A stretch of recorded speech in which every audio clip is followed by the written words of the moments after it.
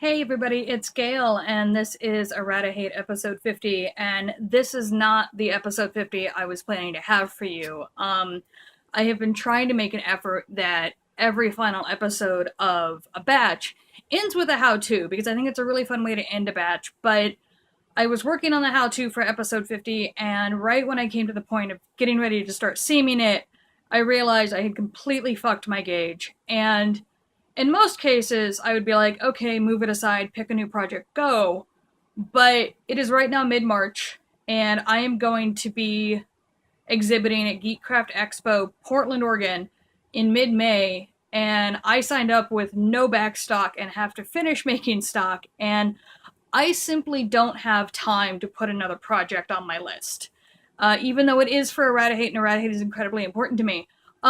But one of the reasons I can't fit it in is because, as you know, and I've mentioned a number of times, I've been dealing with a shoulder problem for a good long while. I've got a strain, and it's still strained, but I still have to stitch at a very big level, and I've been making some progress in taking better care of myself even while needing to stitch at this brand new level of busyness. Taking breaks, stretching, that sort of thing. And so, what I want to do for episode 50 today is rather than just kind of encourage you to, take better care, take breaks, I want to show you a few of the things that I'm using to keep everything in working order so that I can get to May. Also, yes, this is new hair. Fun fact, as you go through the batches of episodes that are to come later, you will find out that I did not have this new hair when filming certain things, so enjoy that. So anyway, one of the biggest problems I have is that my left shoulder at the very top and down at the bottom, and I mean, of course, in the middle, but like especially those two spots are incredibly tight and inflamed. This is not uncommon for both of my shoulders because of how I sit sometimes, the fact that I stitch, and also I'm a 32I, so a lot of weight on my chest. So one of the things I use a lot is a lacrosse ball. You can also use a tennis ball, and you put it against your shoulder and you lean against a wall and you kind of rub it up and down. I'm going to encourage you to check out other tutorials and talk to your doctor about that. Because you always want to make sure that, when you're doing stuff like this, you're not going to inadvertently hurt yourself worse because maybe you have an issue with your back that this would not be a great idea for. But for me, it works. It helps loosen things up. It's not perfect. I'm still tight, but it's still helping loosen things up. The big thing is I have a trigger point in my shoulder that leads to migraines. And it sucks. And I've identified exactly where that trigger point is. Partially because I've been on this thing, and the point is you find those trigger points, which is like the part of the nut that hurts the worst, and you lean into it, and it is uncomfortable as holy hell, but it does loosen things up. So that's the lacrosse ball. One of the other things I use, and this is for my general upper back, is... Oh, got it. So this is a foam roller. I got this from my physical therapist. I actually went in for a hip problem, and he was feeling my back and was like, your back is terrible. Please use this foam roller. So again, I encourage you to look up information about how to use it and talk to your doctor.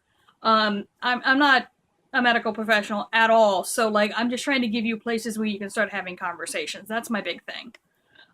Something else that has really helped my back in general, but also my arm and my shoulder, is a yoga pillow. Because when my shoulder was especially bad, before I started doing a lot of this, I could still stitch if I kind of had this tucked under and it was taking the weight of my arm. And now, usually I just use it to prop up my back so I can be sure that I've got a nice, sturdy cushion on my back, because I am stitching for a lot of hours, even with breaks. And the whole point of a yoga pillow is to be very sturdy. And I also found in general, just putting a pillow under my arm where it was hurting was good for me, even if it wasn't the yoga pillow. So there were times that I would have all the couch pillows under my arms because that's what I needed. So those are three like big tools. Another tool I'm using, and this is for hand pain, specifically wrist pain, is this little wristband here. So you put your thumb in and you wrap it around. And it's especially great for right at the wrist when your tendons are really, really sore, which is something I deal with pretty regularly, where it's just right here. Putting this on, it gives that support and compression you need to help take the pain away. And the great thing is, I got this at the Dollar Tree. And in fact, I encourage you, if you are in need of things like small wrist guards, wrist braces, and they have like those slow heating packs that you can just tape on yourself. Like, they're all $1 and they work great. The last thing, and this is the one that I think will probably be the most liked because it is like kind of the most universal, is I have this, it's a heat doodad that I got off Amazon for $17. This one I will actually link to down in the basement because, like, this is one of those therapeutic things that, like, I don't think you need to talk to your doctor about. You know, it smells like lavender. It's got grains in it. You nuke it in the microwave and then you wear it for a little while, and it's very warm and soothing, and it has done wonders for my neck and my shoulders to just help keep me relaxed. Now, I find the best way to wear this is, take it out of the microwave after following the instructions, throw it on, and then I generally throw a hoodie on over it and zip it up just to keep the heat exactly where I want it. Works beautifully. It's very comfortable. I imagine I will say something very different in summer. But I just wanted to give you a sense of, one, what you can do to help your body if you're having problems, but also, two, the level of issues I'm still having because I didn't take care of my shoulder when I could have. And I know I keep harping on it. I brought it up in multiple episodes, but just take care of your body, guys. It's a major tool in your arsenal. Like, holy crap. So that's the spiel for episode 50. Take care of yourself. Here are some tools you might want to look into. I hope this is useful. I want to remind you, I think I've said this in a couple of other episodes, this episode, after it goes up, there will be a hiatus of indeterminate length while I try to get at least two episode batches ahead before I start posting again.